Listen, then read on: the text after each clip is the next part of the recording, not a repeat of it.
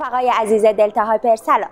امروز اومدیم یه چراغ جادویی رو بهتون معرفی کنیم که باش میتونین کلی کارهای باحال انجام بدین. چراغ یووی یا فرابنفش یک نور ساده نیست، بلکه توی کلی از موقعیت‌ها میتونین ازش استفاده کنین. با هم بریم که چند تا کاربردهای خفنش رو ببینیم.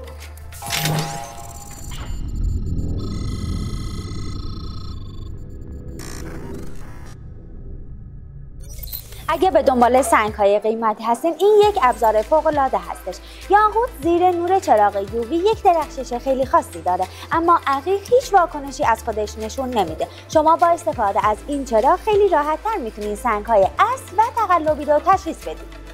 اینو خیلیاتون شاید شنیده باشین، اما از نزدیک دیدنش یه چیز خیلی جالب‌تریه. عقرب‌ها زیر نور چراغ یووی به رنگ فسفوری خیلی روشن دیده میشن. پس شما با استفاده از این چراغ شب‌ها خیلی راحت میتونین عقرب‌ها رو ببینید. اگه اهل کمپ یا طبیعت‌گردی هستین، با این چراغ تجهیزاتتون رو کامل کنید.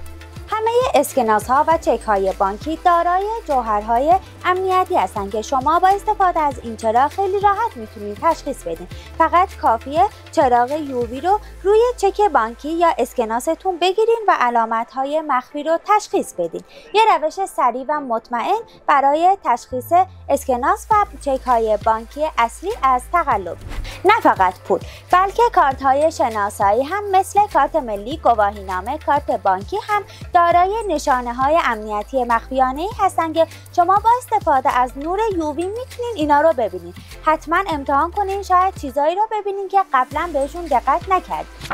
چراغ یووی آلودگی‌ها، چربی‌ها و مایعاتی که با چشم معمولی دیده نمیشن رو خیلی راحت میتونه نشون بده. از این روش متخصص‌های بهداشت هم برای بررسی محیط استفاده میکنن.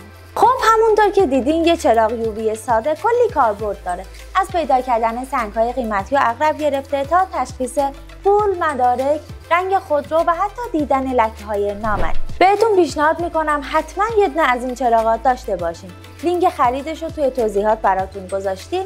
اگه ویدیو ما براتون جالب بود، حتما لایک کنید و این محصول خفن ما رو به دوستاتون هم معرفی کنید.